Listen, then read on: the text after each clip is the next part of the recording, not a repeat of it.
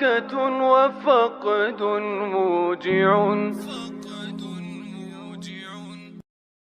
Ini orang ahli sejarah yang bicara dengan saya, bukan saya ngarang-ngarang, bukan. Orang pemerintahan sendiri yang bercerita ini.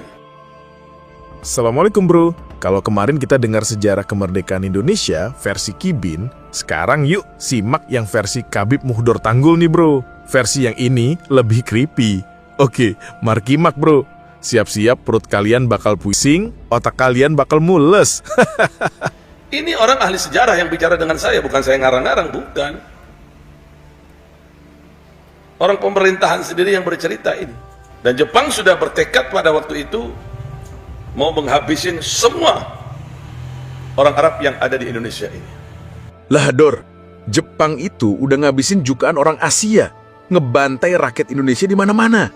Romusha, kerja paksa, perempuan jadi Jukun Yanfu, orang Jawa, Sunda, Batak, Bugis, Papua, semuanya jadi korban.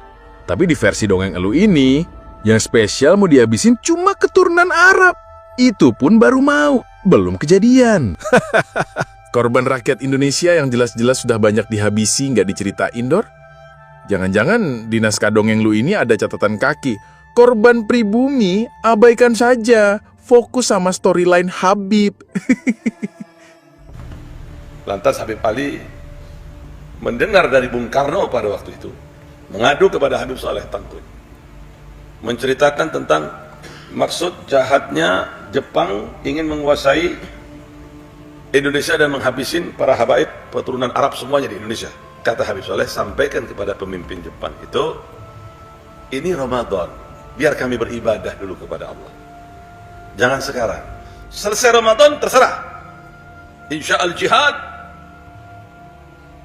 Selesai Ramadan mau jihad, sudah terserah Allah Ta'ala nanti. Oh gitu ceritanya ya. Jadi pas pribumi yang jadi korban Romusha, Jugun Ianfu, kelaparan massal, Habib Ali Kuitang nggak ada tuh ngadu ke Habib Soleh.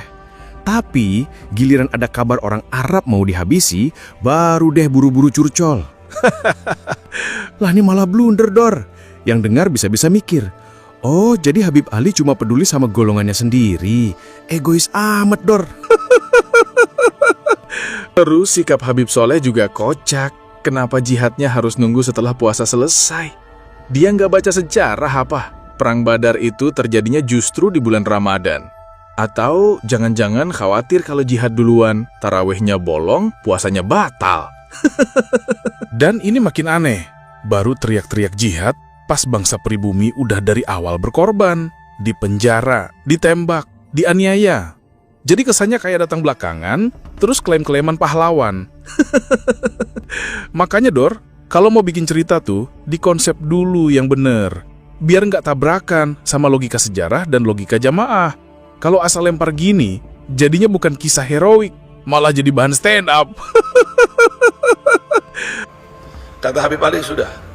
Habib Saleh bilang tunggu, ya tunggu. Setiap hari Habib Saleh mohon kepada Allah untuk keselamatan bangsa ini. Di bulan suci Ramadan itu pula, tanggal 15 Ramadan, kalau nggak salah, Hiroshima itu dibom oleh Amerika. Gusti, kalau orang goblok nyablak sejarah ya jadinya begini. Woi Dor, Hiroshima itu dibom tanggal 6 Agustus 1945. Catat baik-baik. Dan kalau pakai kalender Hijriah, itu belum masuk Ramadan, apalagi tanggal 15. Itu masih 27 Syakban tuh Dor. Udahlah, jangan dibikin drama ala doa Habib Soleh langsung bikin bom atom jatuh. Lah Amerika aja nyiapin proyek Manhattan bertahun-tahun. Bukan nunggu jadwal imsak Tanggul. Blok. Goblok. Otomatis kepemimpinan Indonesia yang dikuasai Jepang kosong, kecuali prajurit-prajurit aja berangkat ke Jepang. Kemudian Habib Ali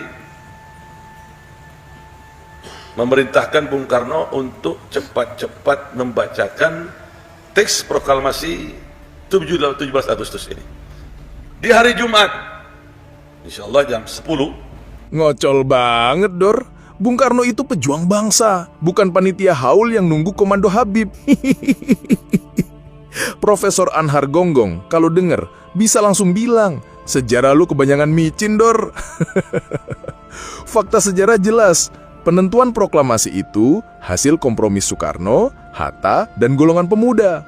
Ada catatan arsipnya, ada saksi mata. Bukan pesanan khusus Habib Kuitang jam 10 pagi kayak pesan catering, Dor. Lalu di rumah siapa sekarang ini? Tidak ada yang berani pada waktu itu. Walaupun pemimpin-pemimpin Jepangnya sudah pulang karena negara Hiroshima dibom oleh Amerika waktu itu. Nggak ada yang berani. Siapa? Rumah siapa ini? Yang rela dijadikan untuk pembacaan teks proklamasi kemerdekaan 17 Agustus. Warga keturunan Yaman yang ikut berjuang. Di rumah saya, bin Marta, dikasih fasilitas sampai rumahnya dihibahkan untuk negara. Itu warga keturunan Yaman. Aduh, ini sejarah apa open mic Battle of the Habib sih?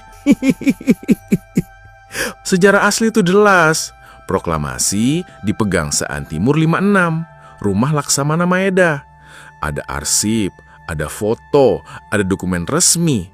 Tapi di versi dongeng ini, kok tiba-tiba pindah venue ke Martak Residence?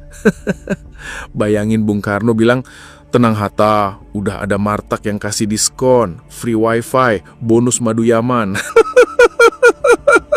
Jadi di zaman Bung Karno, terutama warga negara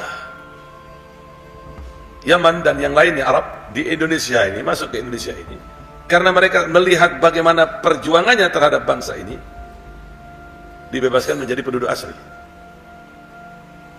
tidak dikenakan pajak. Lain dengan, maaf, keturunan Cina, diwajibkan pajak dia. Dor. Waktu itu Bung Karno malah sempat kepikiran mau balikin kakek moyang elu ke kampung halamannya.